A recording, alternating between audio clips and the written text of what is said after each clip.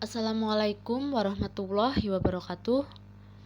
Di sini saya sebagai perwakilan kelompok 2 akan mempresentasikan hasil diskusi kelompok 2, yaitu tentang protein.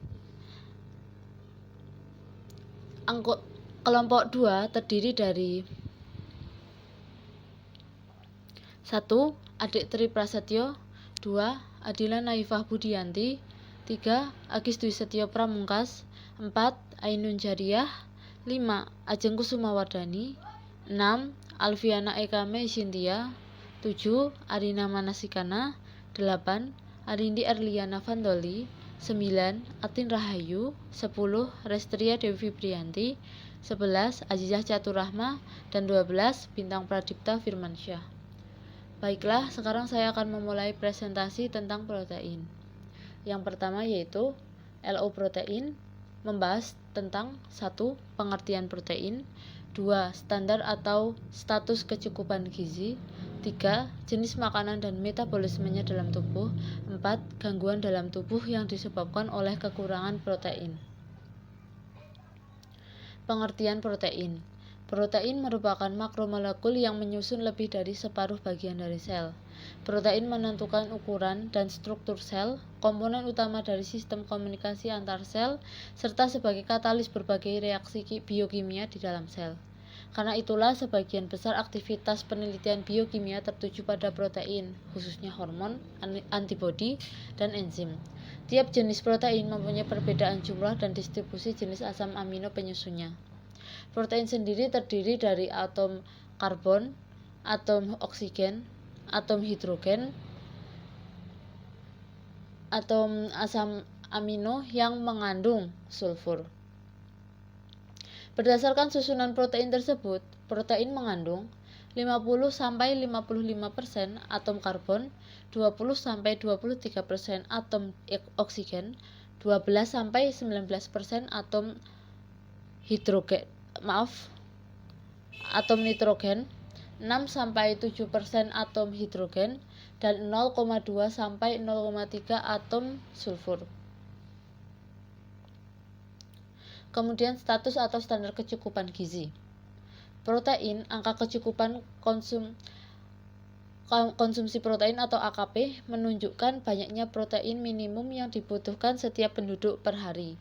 Untuk dapat hidup sehat dan aktif, AKP sendiri berdasarkan hasil Widyakarya Nasional Pangan dan Gizi menetapkan standar kecukupan protein per kapita per hari yaitu 57 gram per orang.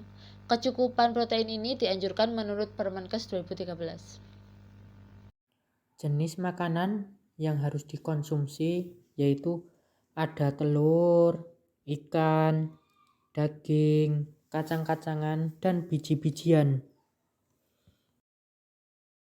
Selanjutnya, metabolisme protein tubuh. Protein dalam sel hidup mengalami pembaharuan melalui proses pertukaran protein, yaitu suatu proses berkesinambungan yang terdiri atas penguraian protein yang sudah ada menjadi asam amino bebas, dan resintesis selanjutnya dari asam-asam amino bebas menjadi protein. Protein dalam tubuh mengalami penguraian setiap hari sekitar 1-2%, serta sekitar 75-80% dari asam amino yang dibebaskan akan digunakan kembali untuk sintesis protein yang baru. Selanjutnya, gangguan dalam tubuh yang disebabkan kekurangan protein. Yang pertama, marasmus. Menurunnya berat badan dengan sangat drastis. Penurunan ini disebabkan karena tubuh kehilangan banyak jaringan lemak subkutan di bawah kulit dan massa pada otot tubuh. Kondisi tersebut mengakibatkan indeks massa tubuh anak menurun tajam sampai sangat rendah.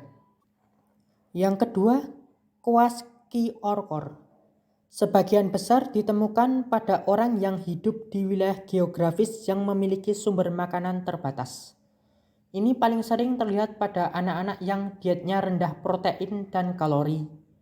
Pertumbuhan tertunda pada anak-anak, perut bengkak dan sering infeksi adalah gejalanya.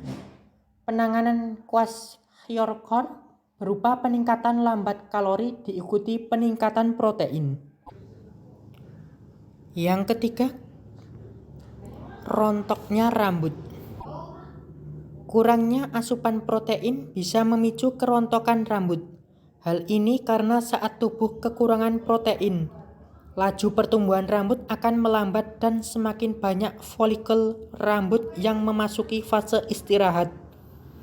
Efeknya, rambut menjadi rapuh, mudah rontok, dan menjadi lebih tipis.